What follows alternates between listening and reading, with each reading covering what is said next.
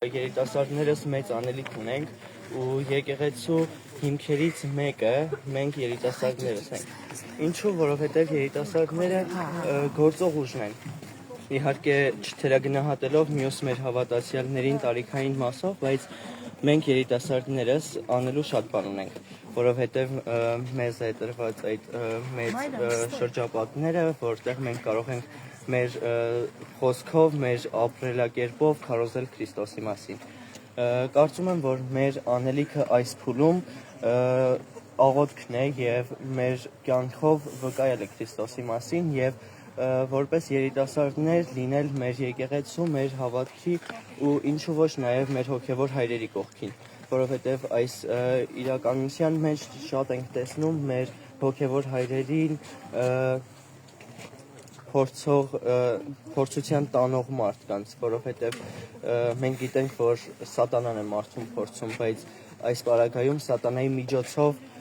մարդիկ են փորձում, ավելի ճիշտ մարդկանց միջոցով սատանան է փորձում մեր հոգևոր հայրերին, բայց վստահ եմ եւ աղոթում եմ, որ մեր հոգևոր հայրերը այս փորձությունը եւս հաղթահարեն եւ պատվով դուրս գան այս փորձության միջից։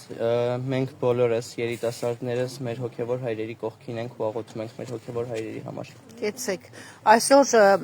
Աջապահյանին, Սրբազանին թույլ չեն տվել պատարագի մասնակցել, ավանդաբար հիվանդանոցում կամ ԱԱԾ-ի բանտախցում մեր բանտարկված եպիսկոպոսները, արքեպիսկոպոսները պատարագի են մասնակցում կիրակնօրյա, բայց այսօր արգելվել է, ինչ խստացված ռեժիմ է։ Ու նաև նկատեցինք, որ Ոսկետափում վեդյուն ոստիկանական ուժեղացված հսկողություններ։ Ինչ են այսպես սեղմում մասյացոտ ընթեմը, դուք այստեղի բնակիչ եք, թեմի հետևորդներից եք, ինչ եք մտածում, ինչու են այսպես անում եւ ինչու են ում զայրույթն են թափում, հա, այսպես ասենք, եպիսկոպոսների կամ մեր քահանաների վրա, ինչու են այսպիսի բռնաճնշումներ։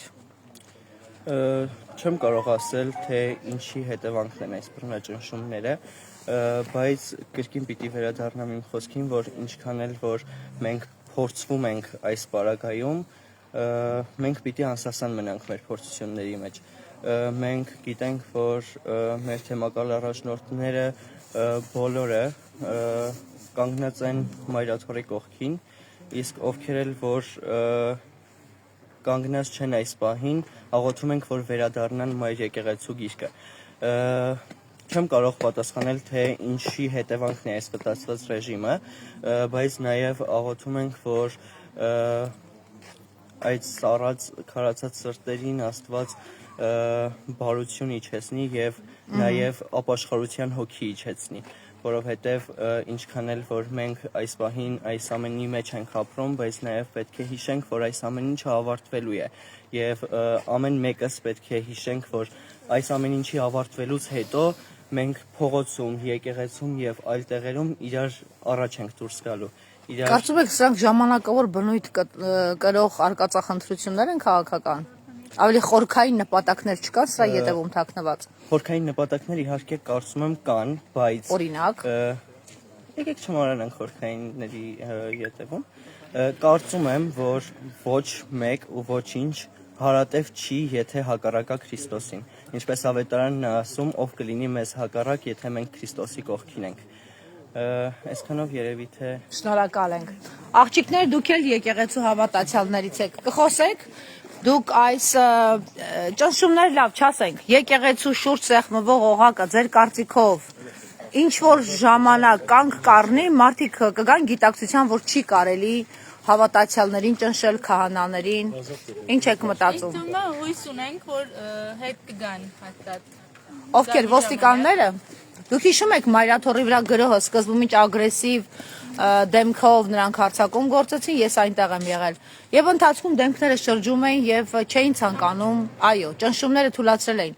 Կարծում եք մարդիկ դարձի են գալիս։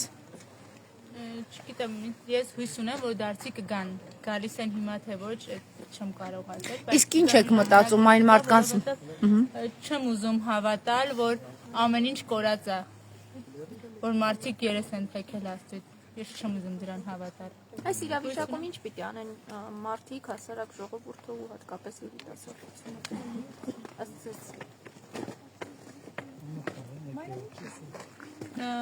Համախմբվածությունը պետք է լինի եկեղեցու շուրջ, Սիրո մտնոլորտով փորձենք իրանց հետ բերել։ Ես այդպես եմ կարծում։ Շնորհակալ ենք։ Դուք կխոսեք։ Մի բառ էլ դուք ասեք։ Հարցադրումը ճիշտ ասած չլսեցի։ Ամեն դեպքում ինչ ունի անելու քաղաքացին, բնակիչը, մարդը, ով գիտի, որ իր եկեղեցին շրջափակված է ոստիկաններով, ով գիտի, որ իր քահանային թակ հունծած ու գալիս են սպառնում են, ասում են դուրս արի այստեղից, մենք մեր քահանային ենք բերում։ Ինչ անի են մարդը, ով չի հասկանում այս խառնաշփոթի մեջ եւ չգիտի թե ինչ է նշանակում տիրադավ, ինչ են ինչ որ մարդիկ հրճակվել տիրադավ։ Նայեք, որպես քրիստոնյա ընդհանրապես պետք է լինել ոչ թե ձևով միայն քրիստոնյա, այլ բովանդակությամբ։ Այսինքն եկեղեցու ոչ թե կողքին լինել, այլ եկեղեցում լինել։ Հոգևոր հայրերի կողքին լինել։ Կպատկերացնեիք մի օր, որ դուք arczepiskopos-ներ կունենաք բանտարկված։ Այն էլ այդպիսի սցենարներով։ Կպատկերացնեի, որովհետև սցենարները նույնն են, կատարողներն են փոխվում։ Իրականում ընդհանրապես պետք է լինել եկեղեցու կողքին, եկեղեցում որպես քրիստոնյա, չգիտեմ, չեմ կարծում, որ նեյտրալ դիրքը ինչ որ բանի կբերի, ինչ որ լավ բանի կբերի։ Իսկ նեյտրալ կա ընդհանրապես։ Իրականում այդ որ ասում են ես չեզոք եմ, դա տեսակի բացակայության պատճառով են ասում ես չեզոք եմ։ Անտեսակ տեսակն է չեզոք լինում։ Երբ որ դու չգիտես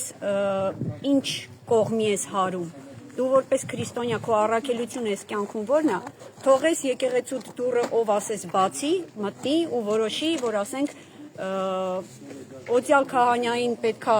անեն կարգալույցին պարտադրեն բարձրացնեն խորան։ Ու ասենք այնքան պետքա հոգևոր տգետ լինես, որ չհասկանաս, որ կարգալույց եղած քահանան պատարակ չի մատուցում քո համար։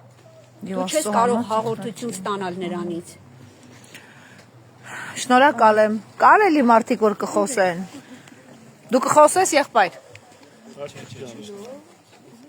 Շնորհակալ ենք բոլորիդ ամուր լինելու համար, շատ ապրեք։ Մենք դալարի եկեղեցում ենք, որտեղ հայր Սուրբը պատարակ էր մատուցում եւ մեծ թվով հավատացյալներ էին այստեղ հաղորդություն ստացան, շատերը այսպես դժգոհում էին, թե երբ է ավարտվելու այս խառնաշփոթը, այս ճնշումները եւ հավատացյալ երեխաները խոսեցին մեզ։